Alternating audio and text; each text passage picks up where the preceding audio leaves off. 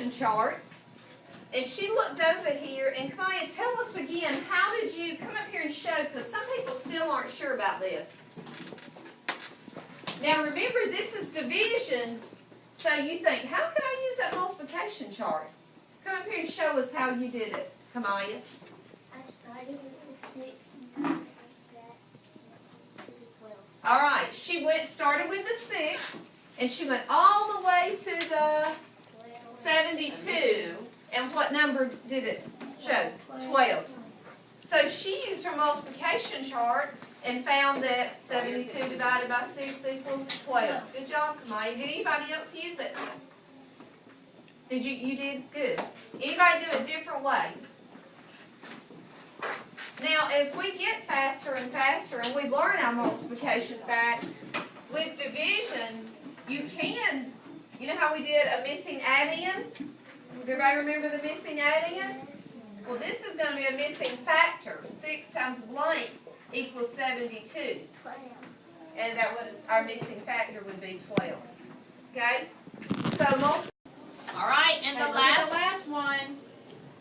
This was another one that you're going to have to use context clues on. Moaning is, and they've already underlined moaning, so you need to find that in the passage if you don't know what it means. Find your clues in the story. Find the word moaning first. See if you can find it in the story and underline it.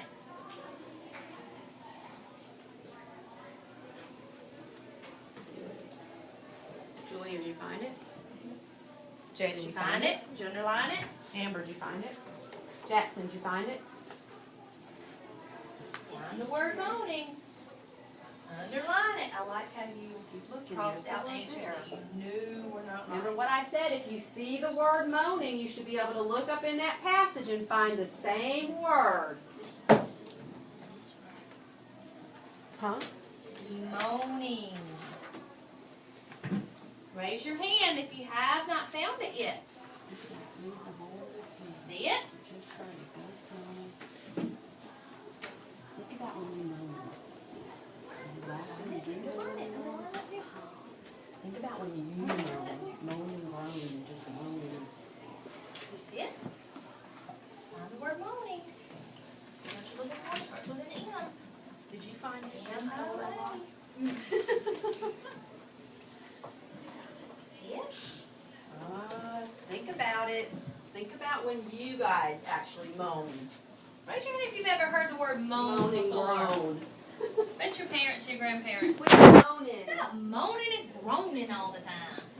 That's what my husband tells me. What's he thinking? What do you think I'm moaning and groaning? Are you? Think about it, Ron. All right. Marnicia, read the sentence that has moaning in it.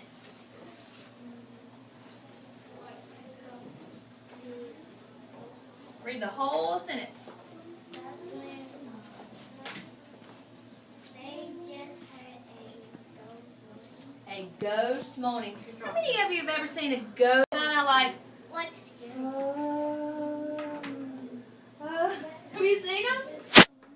Do you think that ghosts laugh and giggle? No. No.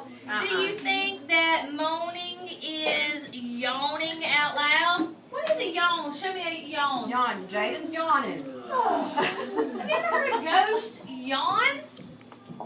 Good. A ghost yawn? Let me see. Did you get it? What about are a you doing? long, sad song?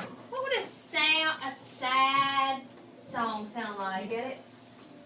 Which one is it? Is it laughing and giggling? Is What it do you yawning think? out loud? I see some of you want to say B, so I think we're between B and C. What do you think? C is correct. Yes. C is correct. Very good. I think of Moaning Myrtle from Harry Potter. Have you not read it? I'm not into all that sci-fi And if you go to Harry Potter world and you go into the restroom, because that's where Moaning Myrtle was, you can hear her moan. What? She moans. You hear it in the restroom. It's at Universal Studios. She's heard. I seen the movie, but If you've seen Harry Potter, you know Okay. Moaning Myrtle. She's in the bathroom and moans all the time. Maybe she's having trouble. She's a ghost in the bathroom. Pull it up. All right, make sure your name is on your paper. I'm going to take these up, okay? Just in time, our guys are back, so we get to start Mr. Popper's Penguin. What chapter are we on? We have just finished chapter 5, correct? We did our chapters 1 through 5 quiz. Who can catch me up? Karan, who are the main characters in our story? Who are the main characters? Mr. Popper, Mrs. Popper, Janie, and Bill, and Captain Cook. Captain Cook. Very good. And what is the setting of our story, Jackson? The setting. Remember what the setting is. What's the setting? What is the setting?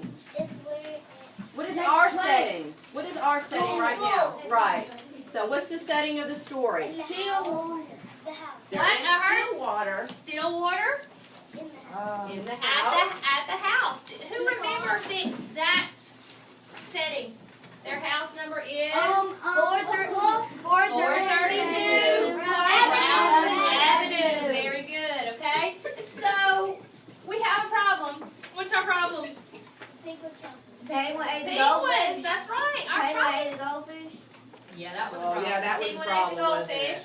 The problem is that we have a penguin in our home. Where do penguins usually live? In the cold in Antarctica. So they are trying to adapt their home to fit his needs. What did they do, Ryan? What adaptations did they make?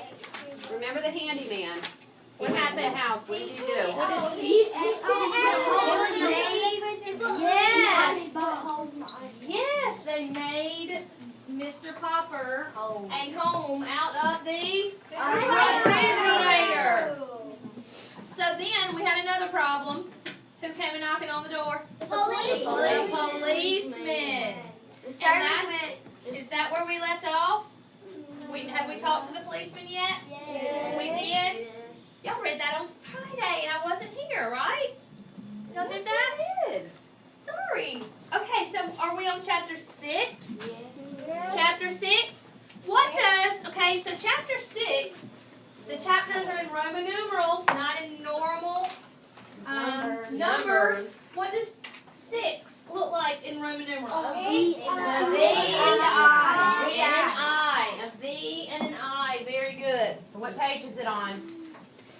Captain Cook builds What page? 38. Okay, is everybody on page 38? No, ma'am. 38. Now, was the policeman nice? Yes, he was nice. The serviceman was not a very nice gentleman. Page 38. Okay, Okay. ready? There's more troubles. That's the title of this chapter. The children were the first to notice the policeman. "Look, Papa," said Bill. "There's a policeman at the back door. Is he going to arrest you?"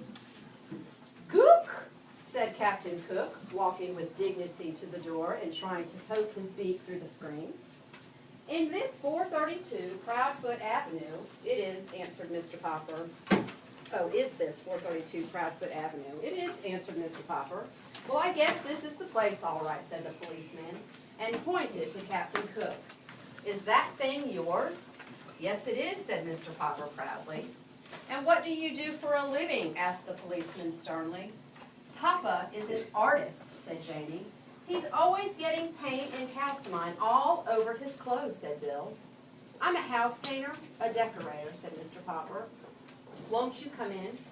"I won't," said the policeman, "unless I have to." "Ha ha," said Bill. "The policeman is afraid of Captain Cook." "Gaw," said the penguin, opening his red beak wide as if he wanted to laugh at the policeman. "Can it talk?" asked the policeman. "What is it? A giant parrot?" "It's a penguin," said Janie. "We keep it for a pet." "Well, if it's only a bird," said the policeman, lifting his cap to scratch his head in a puzzled sort of way, "from the way that fellow with the tool bag yelled at me outside, I thought there was a lion loose in here. Mama says Papa's hair looks like a lion sometimes, said Bill. Keep still, Bill, said Janie. The policeman doesn't care how Papa's hair looks. The policeman now scratched his chin. If it's only a bird, I suppose it will be okay if you keep him in a cage. We keep him in an icebox, said Bill. You can put it in an icebox for all I care, said the policeman. What kind of bird did you say it was? A penguin, answered Mr. Popper. And by the way, I might want to take him walking with me. Would it be all right if I kept him on a leash?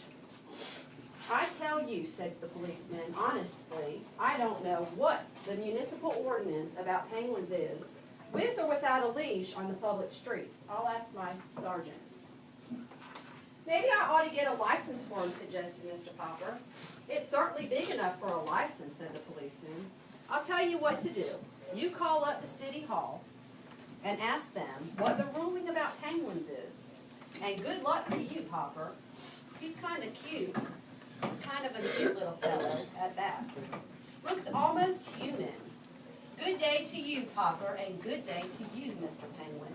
When Mr. Popper telephoned the city hall to see about a license for Captain Cook, the penguin did his best to disconnect the telephone by biting the green cord. Perhaps he thought it was some kind of eel. But just then, Mrs. Popper came back from the market and opened a can of shrimps, so that Mr. Popper was soon left alone at the telephone. Even so, he found it was not so easy to learn whether or not he must get a license for a strange pet. Every time he would explain what he wanted, he would be told to wait a minute, and much later a new voice